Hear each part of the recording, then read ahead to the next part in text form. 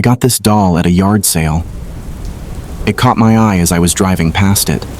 It was on a chair with a piece of paper taped to its chest that said, "Haunted. Take it. It's free." I found it funny and asked the owner why she thought it was haunted. She told me she bought it at a thrift store after her daughter was begging for it. As they were driving back home, her daughter gave her the name Violet. The next day, she hears another girl's voice arguing with her daughter in the living room. She went to check and saw her daughter sitting on the couch watching TV with Violet beside her. She asked her who she was talking to, and she said Violet. A week later, while her daughter was at a friend's house, she begins hearing a girl's voice coming from her daughter's bedroom. She goes to check and sees Violet sitting in the middle of the room. She grabs Violet, puts her on the bed, and walks out. As she begins walking towards the kitchen, she tells me she saw the magnetized letters on her refrigerator spell out, "Hi." Then a music box in her living room starts to play, and the door to her daughter's room slams shut. She grabbed her keys and left the house in a hurry. She waited outside until her husband came back home. When they open the door, they see Violet in the living room, sitting on the coffee table in front of one of her daughter's coloring books. As her husband takes one step inside, the pages of the book start to flip frantically by itself until it flies across the room. After that, her husband grabbed Violet and threw her in the shed where it stayed until the morning of their yard sale. She looked at me in the eyes and said, "Take it. We don't want it in our lives anymore." I was sold. I was skeptical, but I loved the story, plus it was free. I took it home and placed it right beside my bed on the nightstand. Almost a month went by without experiencing anything until one night I felt someone sit at the foot of my bed. I turned the lights on, but didn't see anything. I live alone with no pets, so I was startled. A couple days later, I was in the kitchen making a sandwich when I hear a disembodied girl's voice whisper, "Hey!" right over my shoulder. I ran towards the corner of the living room, grabbing my chest because it felt like my heart was going to explode. Later that night, as I was laying on my couch, I hear giggling coming from my bedroom. I get up, walk inside, and see Violet sitting on my bed. I was creeped out. I always keep her on the nightstand, and there she was on my bed. At this point, I started to believe the woman's story, so I bought an EMF detector. I have seen them being used on ghost shows before, so I thought I'd give it a try. I put it near Violet and got constant high readings from her. I was intrigued, so I bought a spirit box in an attempt to try to continue to communicate with her. After 2 weeks of nothing but static from the spirit box, I finally got a hi, followed by, "Get the thing." I was excited, so I went back to the previous owner. I told her about my experiences and investigation on Violet. I asked if there's anything that the doll might have been attached to. She told me that maybe it was the music box that went off. I asked her if she still had it, and she gave it to me. After about a week of on and off spirit box sessions, I finally got a girl's laugh, followed by something that sent a chill down my spine. A man's voice that said, "Devil." Immediately, I thought of the theory of demons disguising themselves as little girls in order to get you in a vulnerable state. I didn't want to take the chance, so I grabbed the doll and threw it outside onto my backyard. It landed face first. The next morning, I decided to take the doll and put it into a storage unit. I opened the back door and see it sitting down a few feet closer to where it landed, staring right back at me. I grabbed it and put it in storage. Now it's been about 2 weeks and the activity has stopped, but I haven't been able to stop thinking about Violet. I have this urge to open the storage room, close the door behind me, and do another spirit box session. My gut tells me not to do it because I may be messing with something evil, and I don't want to risk having an attachment. So for now, I'll go with my gut feeling and leave her in there.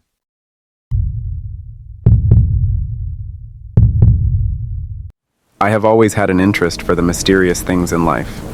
Conspiracy theories, UFO sightings, haunted objects and houses, and well, pretty much anything that someone in a mental hospital has an interest in. I guess you can say that I'm an open-minded person that believes in a little bit too much.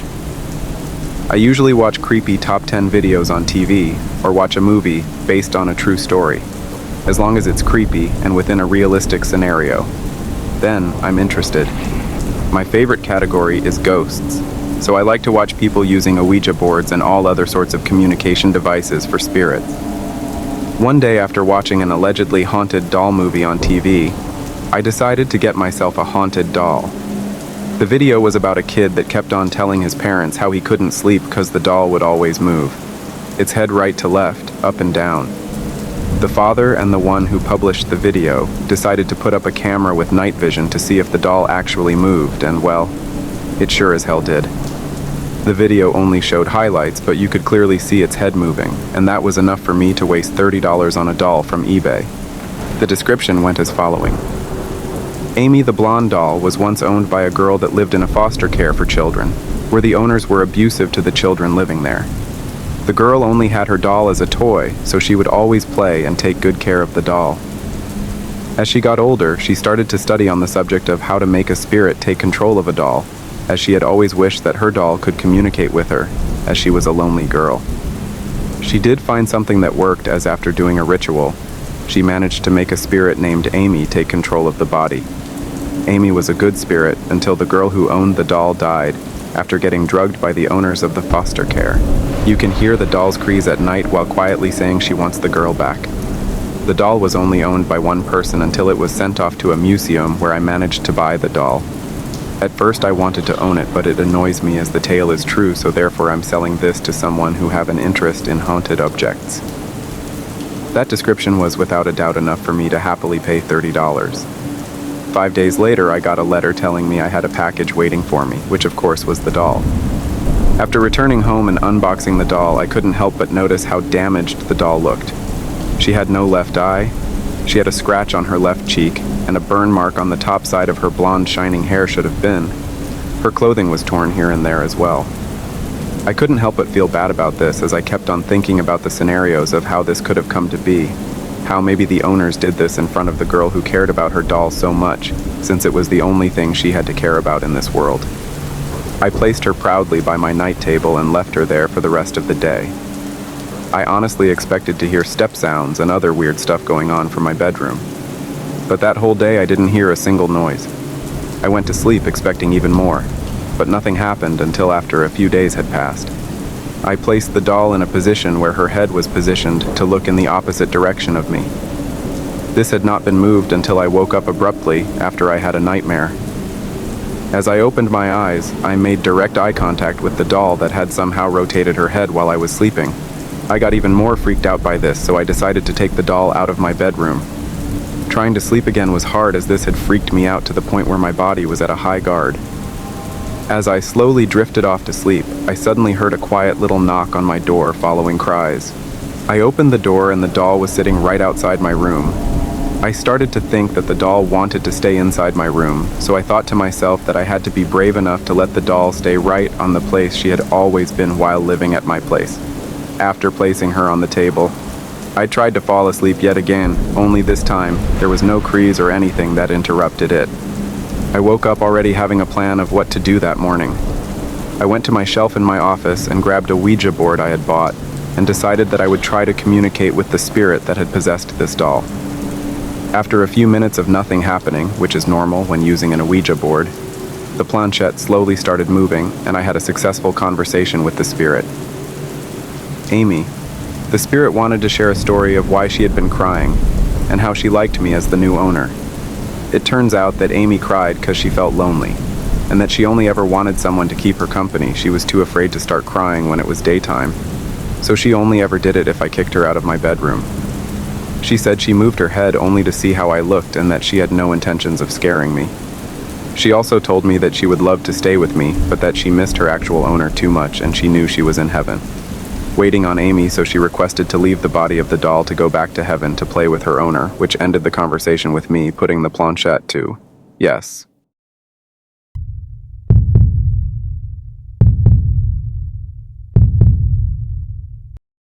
As an 8-year-old child, I was given an old porcelain doll by a very dear family friend, Ms. Marion.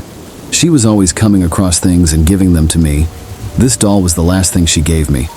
I was never really into dolls at all growing up, but I took the doll and placed her in my room in a small child-size rocking chair.